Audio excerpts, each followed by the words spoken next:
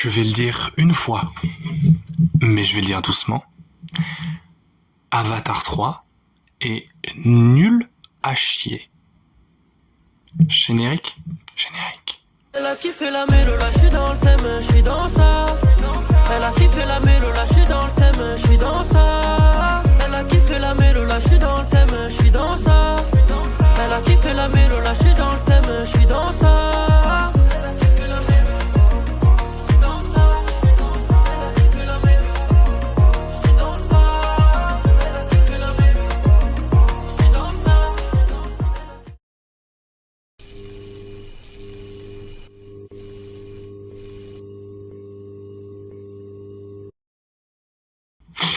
Alors, bienvenue à tous, bienvenue à toutes, bien le bonjour à tous les êtres humains et aux extraterrestres qui nous regardent depuis des planètes parallèles et des dimensions alternatives du multiverse cosmique. Cette phrase n'a aucun sens. On est là aujourd'hui pour parler de Avatar 3, de feu et de cendres, réalisé toujours par James Cameron.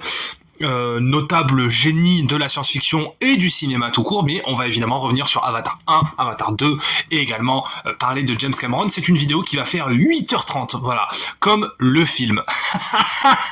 Je déteste ce film. Alors, tout d'abord Cameron. Cameron, c'est un mec qui vient à la base des effets spéciaux. C'est un mec qui vient de la technique, c'est un mec qui aime avoir les mains dans le cambouis, c'est un mec qui a fait ses armes notamment sur Piranha, son premier film, il a aussi fait le scénario abandonné, mais en tout cas il avait une version du script de Rambo 2, donc voilà, c'est quand même un mec qui travaille, qui bosse.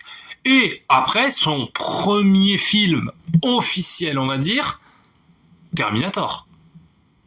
Genre, je sais pas si on se rend compte que le gars, son premier film est un chef-d'œuvre absolu. Alors, personnellement, comme 90% des gens, je préfère Terminator 2, évidemment.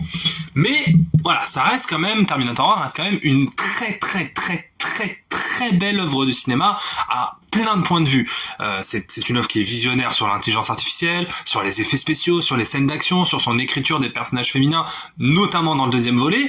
Moi, personnellement, mon Cameron préféré restera Abyss, parce que, vous le savez, si vous regardez, je sais pas si je l'ai dit sur cette chaîne, mais moi j'adore les films aquatiques. Tous les films qui se passent sous l'eau, Aquaman, Nemo, Abyss, du coup, j'adore. Je trouve que ça a une patine visuelle, enfin, c'est magnifique, voilà. Mais je n'aime pas Vaiana, parce que Vaiana c'est pas très bien. Bref, c'est un autre débat.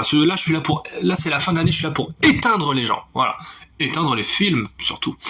Bref, donc non, c'est une œuvre particulièrement intéressante. C'est une œuvre, voilà. Cameron a fait tout un tas de films. Je crois qu'il a fait, il a fait que des chefs-d'œuvre en fait, parce que donc Terminator 1, chef-d'œuvre, Terminator 2, chef-d'œuvre, Abyss, chef-d'œuvre absolu, True Lies. Bon, chef-d'œuvre aussi. Enfin, pas chef-d'œuvre, mais en tout cas très bon film, remake d'un film français, pas très bien. Ensuite, il nous fait, Titanic. Voilà, excusez-moi. Ensuite, juste avant, il avait fait Alien, le retour, Aliens en anglais, qui est pour moi mon Alien préféré. Ouais, c'est mon préféré. Donc, le gars sait quoi. Le gars maîtrise les effets spéciaux et maîtrise la science-fiction, et sait raconter de belles histoires, que ce soit scénaristiquement ou visuellement. Donc c'est un mec exceptionnel. Et ensuite, 2008, la masterpiece. Alors évidemment, il a fait tout un tas de documentaires, parce que ça reste aussi un inventeur et un explorateur. Avatar. Avatar sort, 2008, je ne le vois pas au cinéma. Faut dire que j'avais 6 ans, je me serais un peu fait chier.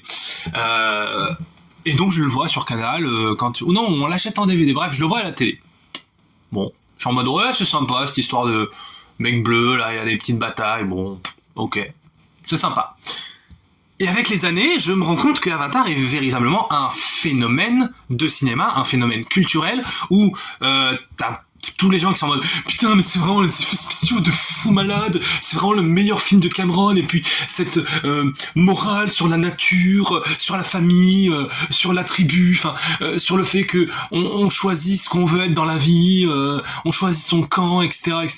Et donc je revois plusieurs fois Avatar. Et avec les années, je finis par comprendre, je me dis ok, Avatar c'est pas un film que j'adore, mais j'entends. Tu vois, c'est pas comme Dune, par exemple. Quand les gens me disent, ouais, je suis fan d'Avatar, je suis en mode, ok, j'entends, je comprends. Je comprends le DEL. Alors que les fans de Dune, pour moi, ce sont des gens qui ont des problèmes mentaux graves. Vous êtes là les fans de Dune? On vous fait une bise, on adore ça. Donc non, voilà. C'est un truc intéressant. Et arrive un jour, en 2021, 2022, je ne sais plus, je crois que c'était en 2022, Avatar 2, on nous annonce Avatar 2, The Way of Water, la voie de l'eau. Donc là on se dit, oh, en plus les bandes annonces sont assez mystérieuses, elles nous montrent quasiment rien de l'intrigue, on sait juste que Jake Sully va avoir une famille, il va avoir des enfants, que les méchants humains colonisateurs vont revenir, enfin voilà, pas mal de choses, tu vois. Et du coup je vais revoir en salle Ice Avatar 1. Et là, je prends, dans le milieu cinématographique, je prends ce qu'on appelle une clacasse de sa grand-mère la pute. Et là, je me dis, ok, c'est bon. Ok, Avatar, j'ai compris. Ok, j'ai mis le temps avant de comprendre la mise en scène, les effets spéciaux, le travail sur la motion capture, le travail sur les décors, sur son scénario, sur la musique. Et l'œuvre s'imprime en moi, et je comprends tout, j'ai l'illumination, c'est le absolu de cinéma. Et je me dis, ok, c'est exceptionnel. Donc je suis hypé pour Avatar 2. Et là, je vois Avatar 2, et j'ai cette réaction de ouais, ok, pourquoi pas. Je m'explique. Avatar 2, c'est Avatar 1 sous l'eau. Parce que qu'est-ce que ça raconte Avatar 1? Eh ben Avatar 1, c'est des êtres humains qui arrivent sur une planète pour la coloniser. Tiens donc, les humains colonisateurs, c'est bizarre ça, n'est-ce pas? Et parce que cette planète est pleine de ressources, puis il y a des avancées scientifiques, enfin bref, une mine d'or cette planète. Sauf que il y a les indigènes, les Na'vi, et eux sont moyen chauds de laisser leur planète à des êtres humains, tu vois. Et du coup, ce qui est intéressant, c'est que on envoie un avatar, donc un humain dans un corps de Na'vi pour faire office d'agent infiltré. Je vais pas non plus vous raconter tout le film, tout le monde sait ce qui se passe dans Avatar. Et à la fin d'Avatar 1, Jake Sully a choisi son camp et dit je suis Na'vi en fait. Je veux être Na'vi, voilà. Il choisit sa famille, il choisit son camp. Il a choisi de défendre Pandora. En plus, il est l'élu de Eywa, la grande déesse. Il est le Truk Martu, là, le dragon orange, là, je sais pas quoi. Ok. Le film se finit. L'histoire était terminée. Il n'avait rien d'autre à raconter. Et au fur et à mesure des années, Cameron, mais honnêtement, je pense, surtout Disney, on dit, bon, écoute Cameron, Avatar, c'est quand même un de nos plus gros succès. On est sur quasiment 2 milliards. Est-ce que tu n'aurais pas une petite idée pour nous pondre des suites, pour nous faire une licence? Sauf que, bah non, en fait.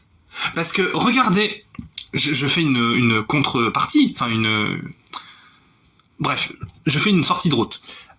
Terminator, c'est la saga de James Cameron. C'est lui qui a eu l'idée de l'univers, c'est lui qui a eu l'idée du scénario et des personnages. Sauf que, évidemment, quand tu vends une idée ton scénario à un studio de cinéma, si le film marche, ils disent licence, on va faire une licence, on va faire une saga. Sauf que Terminator 1 et 2, c'est Cameron. Et dès que Cameron n'est plus aux manettes, les films ils puent la merde. Et Terminator, tous les films ils sont éclatés au sol depuis qu'il n'y a plus Cameron, concrètement, tu vois. Donc là, le fait qu'il y ait un peu toujours Cameron, on se dit, bon, pourquoi pas? Et il nous dit, alors en fait, je vais faire Avatar 2, Avatar 3, Avatar 4 et Avatar 5. Du coup, on se dit, 4 suites. T'es sûr de toi, James? Parce que ton film Avatar 1, il est fini, hein. L'histoire est finie, Jake est avec Neytiri, il est Na'vi, les humains partent de la planète. Qu'est-ce que tu veux raconter de plus? Et donc dans le 2, c'est littéralement, alors en fait, j'ai des enfants, sauf que le colonel que j'ai tué dans le premier film, en fait son ADN a été cloné dans un Na'vi, donc c'est toujours lui le méchant, et ils reviennent sur Terre pour encore plus de ressources. Donc là tu te dis, d'accord, ok. Les nouveaux personnages, concrètement, sont contre-fous, parce qu'il y a donc les 2 enfants de Jake, Loak et celui qui meurt à la fin du 2, je sais plus comment il s'appelle.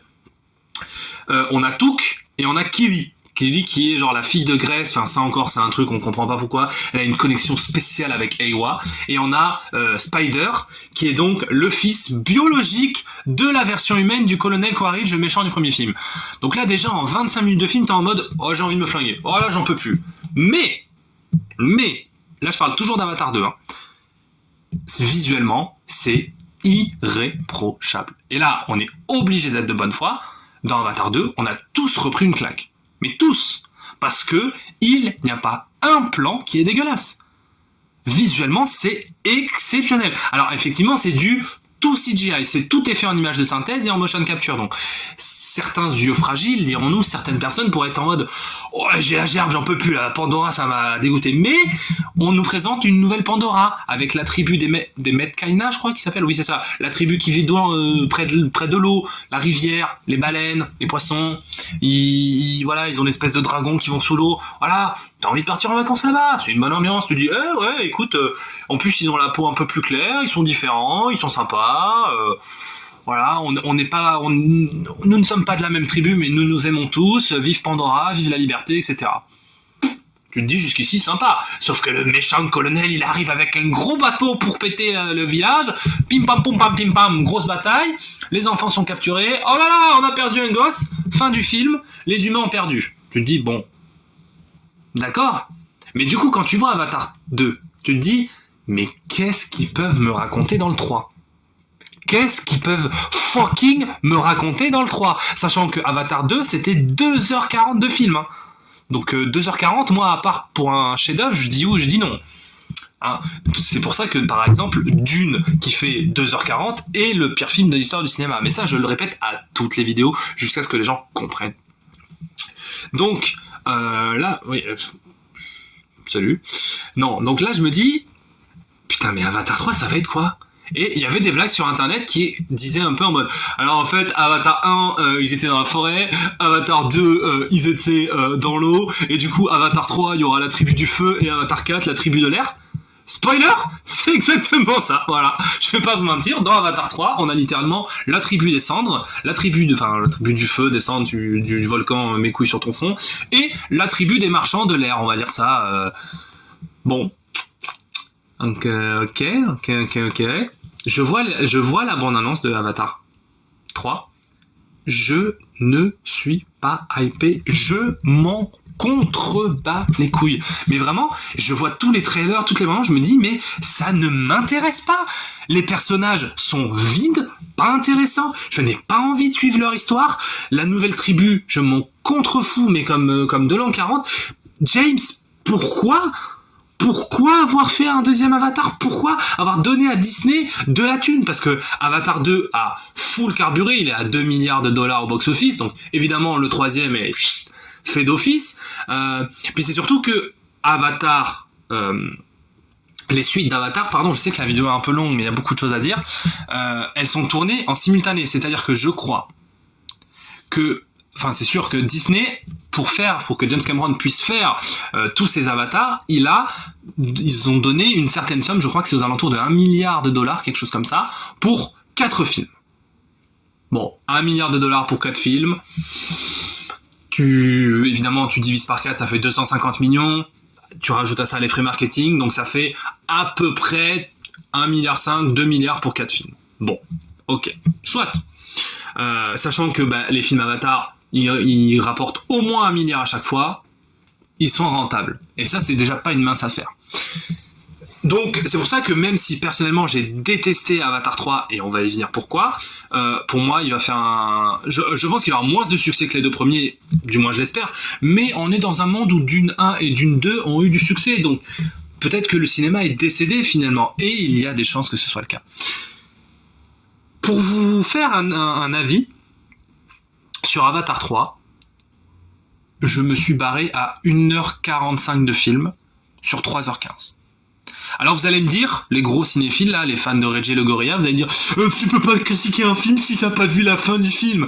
Alors gars, déjà si, parce que je peux critiquer tout ce que j'ai vu, et je suis parti parce qu'il n'y avait plus rien de Avatar dans ce film. Je m'explique. Le film n'a rien à raconter. Et ça, c'est le principal problème de Avatar 3, c'est que le film n'a rien à raconter. Alors, qu'est-ce que... Je suis désolé, je vais vous spoiler un peu, mais j'en ai plus rien à foutre. En fait, ça commence que... Oh là là, la famille de Sully sont un peu tristounes parce que ils ont perdu un fils dans le précédent volet, donc tout le monde essaye de gérer son deuil à sa façon. Sauf que en même temps, Spider, il vit du coup avec eux, mais il vit avec un masque à oxygène, tu vois. Du coup, il est en mode, putain, chiant, parce qu'il faut changer mes batteries, donc au bout d'un moment, je vais crever en fait. Donc, au début du film, Jake parle avec les marchands de l'air pour leur dire, écoute, gars, tu vas quitter notre famille en fait.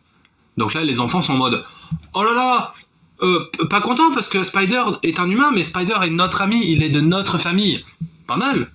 Et du coup, le gars dit, oh, ok, on va avec les marchands de l'air et on retourne à la colonie, là où il y a des masques à oxygène et où tu vas être bien. Évidemment, ils se font attaquer par des pillards de la tribu des cendres, sauf que le méchant Quaritch, du coup, voit ça et voit une opportunité de faire alliance avec cette tribu. Et Jake Sully est capturé. Enfin, en fait, voilà, vous voyez ce que je vous dis, le film n'est pas intéressant. Toutes les sous-intrigues sont chiantissimes à mourir. Il n'y a pas un personnage qui est caractérisé, mais vraiment.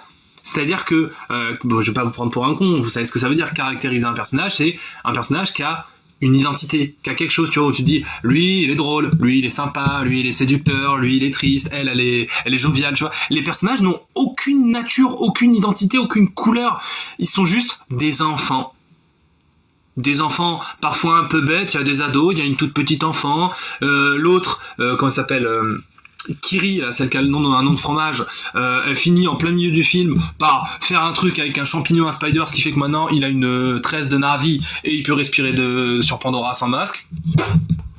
Oui, faisons n'importe quoi. Allez-y, on fait ce qu'on veut avec notre univers, parce que vu que c'est James Cameron qui l'a écrit, il fait ce qu'il veut de ses films. Voilà. Globalement, les êtres humains, ils sont toujours là et ils sont de plus en plus forts. On comprend pas comment ni pourquoi, mais ok.